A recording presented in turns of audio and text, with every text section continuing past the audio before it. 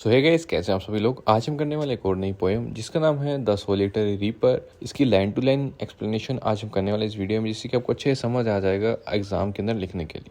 सो हमारी पोएम को शुरू करते हैं। पहला स्टैंजा हमारे पास आता है, behold her single in the field. Behold का इसमें मतलब है कि देखो। पोइट कहना चाहता है कि उस लड़की को देखो जो खेत में अकेली बैठी है। यहाँ सिंगल से पोइट का मतलब है उसकी लोनलीनेस, उसकी सिंप्लिसिटी, वो दोनों दिखाना चाहती है। इस वजह से कहती है behold her single in the field.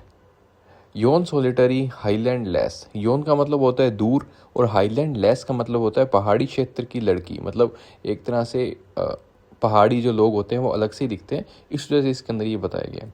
Poet उसकी सिंप्लिसिटी और उसकी नेचुरल ब्यूटी को हाईलाइट कर रही है इस लाइन के अंदर। Reaping and singing by herself. वो अकेली फसल काट रही थी और गाना गा रही थी। यहाँ काम और संगीत, गाने को, दोनों को इसने मिक्सचर करके बताया है कि लाइफ में कैसे उसने दोनों को बैलेंस कर रखा है।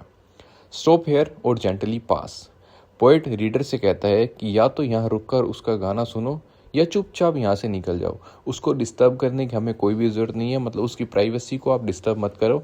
वो अपने धुन में बैठी है, उसको अपने धुन में बैठे रहने दो, अपना काम करते रहने दो। Alone she cuts and binds the द ग्रेन। वो अकेली वहीं फसल काटती और बांधती है। वो उसकी मेहनत के बारे में और उसकी इंडिपेंडेंस के बारे में बता रही है कि कितनी ज़्यादा लड़की मेहनती है और खुद की मर्जी से काम कर रही है। And sings a melancholy strain. मतलब वो एक दुख भरा गीत गा रही है। मेलनकोली से इसमें मतलब होता है कि सैडनेस। पोएम के अंदर इमोशनल डेप्थ, बेसिकली इस शब्द को, मेलनकोली शब्द का मतलब सैडनेस और इमोशनली डेप्थ होता है कि पोएम के अंदर बहुत ज़्यादा इमोशनल बातें, इमोशनल गहराई डाली गई है। O listen for the valley profound. Poet कहता है कि ध्यान से सुनो। वैली का मतलब होता है घाटी। जो भी घाटी, पहाड़, घाटी, उसको अपने वैली कह सकते हैं। उसकी आवाज़ पूरी घाटी में गूंज रही है। Is overflowing with the sound. उसकी आवाज़ इतनी ज़्यादा पावरफुल है कि पूरी वैली भर गई है उसकी आवाज़ से। मतलब म्यूजिक की पावर उसे दिखाई दे रही है। No nightingale did ever chant. Nightingale का मतलब होता है बहुत मधुर गाने वाले पक्षी। जो पक्षी होते हैं जिनकी चहचहाहट बहुत ज़्यादा मधुर होती है, कानों से सुनने पर वो बहुत ज़्यादा प्यारे लगते हैं सुनने के ऊपर।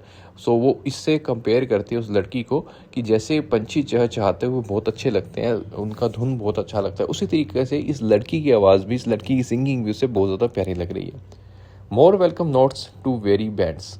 उसकी आवाज़ थके हुए यात्रियों के लिए एक बहुत ज़्यादा सुकून देने वाली बात है। मतलब जिसकी भी थकावट, अगर कोई थका हुआ है, सो उसकी जो थकावट है इसका गाना सुन के शांत हो सकती है, या उसका जो बोझ है वो कम हो सकता है।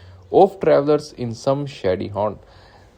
जो यात्री छायादार जगह और आराम ढूंढ रहे हैं या आराम कर रहे हो, अगर उनको ये बताया जाए तो उनको बहुत ही ज़्यादा सुंदर लगेगा सुनने के अंदर, और वो रिलैक्स भी कर सकेंगे। Among Arabian sand. और अरब के रेगिस्तानों में, मतलब यहाँ इमेजिनेशन और कंपैरिजन यूज़ किया जा रहा है पोइट के द्वारा कि अगर वहाँ पर भी इसका यूज़ किया जाए तो काफ़ी यूज़फुल हो सकता है। अ वॉइस सो थ्रिलिंग नीर वॉज हर्ट। मतलब इतनी रोमांचक, और रोमांचक से उसका मतलब है कि दिल को छू लेने वाली उसकी आवाज़ उसने पहले कभी नहीं सुनी थी, इसलिए वो काफ़ी ज़्यादा इमोशनल और काफ़ी ज़्यादा खुश भी हो जाती है उसको सुनने के बाद। इन spring time from the Kuku bird. मतलब बसंत के महीने में जब कोयल इतनी ज़्यादा मधुर मधुर नहीं गाती जितना मधुर फिलहाल अब ये गा रही है। Breaking the silence of the seas. उसकी आवाज़ शांति को तोड़ देती है, बहुत पावरफुल उसको उसकी आवाज़ लगती है, वो बहुत ज़्यादा प्रभावित होती है उसके सिंगिंग से। Among the फारदर hybrids. वो कहना चाहती है कि जो दूर के द्वीप होते हैं, मतलब काफ़ी दूर दूर टापू होते हैं, काफ़ी दूर दूर द्वीप बने होते हैं, वहाँ भी उन्होंने आज तक ऐसी आवाज़ नहीं सुनी जैसी फिलहाल अभी उसको सुनाई दे रही है। मतलब वो बहुत ज़्यादा प्रशंसा कर रही है, उसकी बहुत ज़्यादा तारीफ कर रही है। Will no one tell me what she sings. मतलब पोइट बहुत ज़्यादा क्यूरियस है कि आखिरकार वो गा क्या रही है, क्योंकि वो पहाड़ी लड़की थी। हो सकता है कि वो अपनी लैंग्वेज में ही या अपनी पहाड़ी भाषा में ही कोई गाना गा रही हो। Perhaps the plaintiff number flows. शायद वो एक दुख भरा गीत गा रही है। वो एक तरह से तुक्का लगा रही होती है, इमेजिनेशन के अंदर ही खुद के दिमाग में इमेजिनेशन कर रही है कि हो सकता है शायद वो कोई दुख भरा गीत, कोई सैड गीत गा रही हो।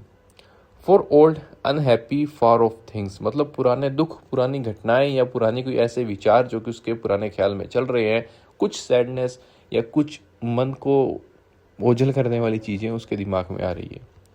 And battles long ago. या पुराने युद्ध के बारे में, हिस्ट्री, सैडनेस, जो कि पुराने टाइम पे युद्ध हुआ करते थे, शायद हो सकता है कि उसके बारे में कोई दिमाग में बात उसके आ रही हो। और is it some more humble lay. या ये कोई सिंपल सॉन्ग है, नॉर्मल सॉन्ग है, वो बस अपने दिमाग में पोएट इमेजिन कर रहा है कि आखिरकार ये है क्या चीज़। Familiar matter of today, some natural sorrow, loss और पेन, जो डेली लाइफ के अंदर से जुड़ा हो, मतलब कोई भी ऐसा कोई किस्सा जो कि उसके डेली लाइफ से जुड़ा हो, जिसमें दुख, हानि या दर्द सब कुछ मिला हो सकता है वो उस तरीके का कोई गाना गा रही हो। That has been and may be again, जो पहले भी हुआ है और आगे भी होगा। ये एक यूनिवर्सल ट्रुथ बता रही है कि लॉस, पेन और सोरो ज़िंदगी में चलते आए हैं, आगे भी चलते रहेंगे। हो सकता है उसके बारे में ये गाना गा रही हो। Whatever the theme, the maiden sang, चाहे वो कोई सा भी विषय हो, वो कोई सा भी गाना गा रही हो, as if her song could have no ending, उसका गाना अगर ऐसे ही लगातार चलता रहा तो कभी भी ख़त्म नहीं होगा।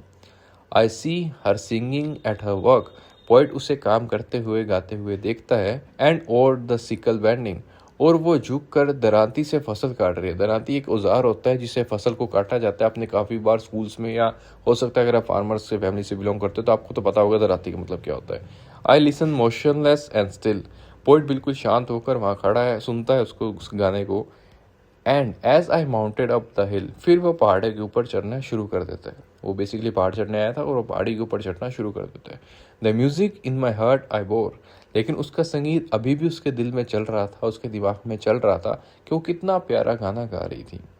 Long after it was heard no more, अब जब उसकी आवाज़ उसको सुनाई देनी बंद हो गई थी क्योंकि वो पहाड़ी पर चढ़ता जा रहा था, तब भी वह दिल में उसकी आवाज़ गूंज रही थी। वो गुनगुना रहा था उसी के थीम के अंदर या उसी के नेचर के अंदर, जैसे वो गाना गाती थी उसी हिसाब से वो भी गाना गा रहा था। सो ये थी हमारी पोएम। अगर आपको अच्छी लगी वीडियो को लाइक करिएगा, चैनल को सब्सक्राइब जरूर से करिएगा, क्योंकि हमारे इस चैनल पर काफ़ी सारी पोएम्स जो कि आपको हेल्प कर सकती है अपने सिलेबस के अंदर आती